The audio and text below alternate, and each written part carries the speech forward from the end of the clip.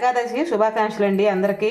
ఇలా ఏకాదశి దానికి స్పెషల్ నేను ఇలా పరమాన్నం కాస్తున్నాను. అదేనండి సగ్గుబియ్యం పాయసం. దీన్ని శుభ్రంగా కడుక్కొని వాటర్లో నానబెట్టుకున్నాను. ఇగో వాటర్ పోసేసుకున్నాను. దీనికి మనకి సగ్గుబియ్యము జిగటగా బంకగా ఉంటుంది చూడండి. అలా లేకుండా నేను ఎలా చేస్తానో ఏంటో లేట్ చేయకుండా వీడియోలోకి వెళ్ళిపోదాం. నేను 2-3 గ్లాసులు వాటర్ పెట్టుకున్నానండి.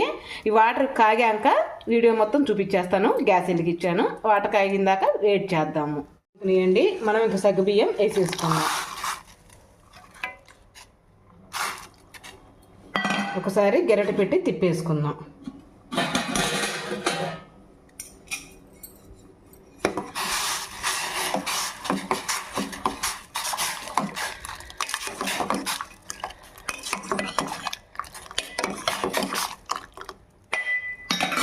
అడుగంటు తీయండి, తిప్పకపోతే తిప్పుకుంటా ఉందాము. చూసారా సగ్గుబియ్యం ఎంత బాగా పైకి వస్తున్నాయో, మొత్తం పైకి వచ్చేస్తాయి. ఒకసారి మళ్ళీ గెరటి పెట్టి అలా అనుకుందాం. శుభ్రంగా వచ్చేసింది చూసారా పైకి. కాసేపు ఉడకనిద్దాము. అస్సలు జిగట అనేది ఉండదండి. మీరు సగ్గుబియ్యం పాయసం చేసుకున్నప్పుడు మీకు అనిపించుంటుంది ఈ జిగటగా ఉండి అదొక బంక ఉంటుంది. మనం తెపాల తర్వాత గిన్నె కడిగేటప్పుడైనా బంకగా ఉంటుంది. అలా అస్సలు ఉండదు. చూపించేస్తాను, చూసేయండి. చూసుకుందామండి. మనకి తొందరగా మరే సగ్గుబియ్యం నానబెడితే ఎంత ఫాస్ట్గా ఉడుకుతాయి తెలుసా. చాలా ఈజీగా ఉంటాయి, ఉడకటం కూడా చాలా ఈజీగా. మన గ్యాస్ కూడా మరీ పట్టదు. కొంతమంది నానబెట్టకుండా వండుతారు చూడండి.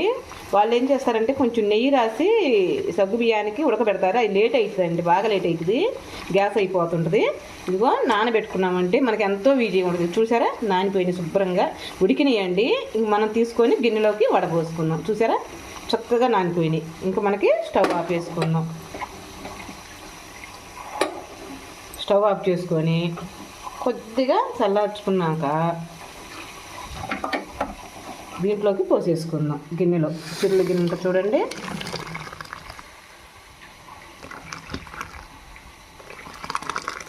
ఓకే,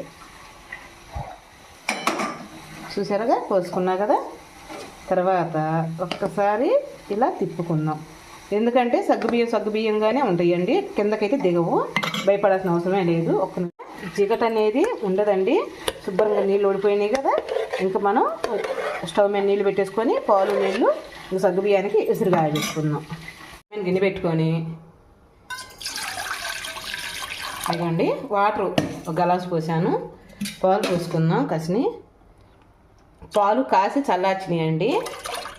ఓకే, తర్వాత చూపిస్తాను. ఇవి కూడా పోస్తాను. అవి బాగా కాగాలి. కాగిన పాలు కానీ నీళ్ళు పోసే కదా ఒక గ్లాసు, బాగా వేడెక్కాలి అండి. పాలు కాగిని చూసారా.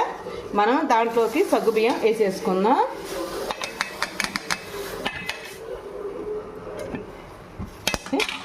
పిల్లగాయని చూసారా. ఇంకా మనం సగ్గుబియ్యం తీసేసుకుందాం. జిగట అనేది ఉండదండి. ఎందుకంటే మనం శుభ్రంగా జిగటది ఉంచేసాం కదా, అస్సలు ఉండదు. మొత్తం వేసేసుకుందాం. దాంట్లోకి యాలక్కాయలు వేసేద్దాము. కొట్టుకుని యాలక్కాయలు అలా కొట్టుకొని వేసేసుకుందాం. చూసావా ఎంత ఉన్నాయో. మా పిల్లలు ఇలా లూజ్గా ఉంటేనే తింటారండి, చిక్కగా ఉంటే తినరు. అందుకని లూజ్గా చేశాను. చూసారా అస్సలు ఎంత బాగుంటుందోను. ఓకే, తీసి పక్కన పెట్టేసుకుందాం. లోకి పంచదార వేద్దామండి. బెల్లం వేసుకున్న వాళ్ళు బెల్లం వేసుకోండి. నేనైతే పంచదార వేస్తున్నాను. రుచికి తగ్గట్టు, మనకి తీపి తగ్గట్టు వేసుకోండి. మరీ స్వీట్ ఎక్కువైనా పర్వాలేదు, అస్సలు బాగదు పాయసం. ఒకరోజు స్వీట్ తగ్గించుకొని వేసుకోండి. వేడివేడిగా తాగితే ఒక రుచి, చల్లగా తాగితే ఒక రుచిగా ఉంటుంది. అంతలోకి డ్రై ఫ్రూట్స్ వేయించుకుందాం నేతిలో. సాల్ట్ వేద్దామండి. ఏ స్వీట్లోకైనా కొంచెం సాల్ట్ అయితే బాగుంటుంది. ఏంటి అలా వచ్చినాయి అనుకున్నారండి, నెయ్యి పోసాను. నెయ్యి నిద్రలు చాలా బాగుంటుంది, అందుకని నెయ్యి వేసాను.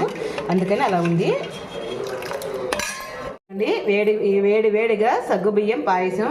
ఇలా ఏకాదశి కదండి, అందుకని చూసారా ఎంత చక్కగా ఉందో. మీకు కావాలంటే వీడియో చూసినాక మీకు నచ్చితేనే ఒక లైక్, ఒక కామెంట్ అండి. రేపు మంచి వీడియోతో మీ ముందరకు వచ్చేస్తాను. అంతవరకు బాయ్ అండి. పంచదార వేసుకునేవాళ్ళు పంచదార వేసుకోండి, కానీ బెల్లం వేసుకుంటే ఆరోగ్యానికి మంచిది. నేను పంచదార వేసానండి. ఇదిగో చాలా టేస్టీగా ఉంటుంది. ఒకసారి ట్రై చేయండి.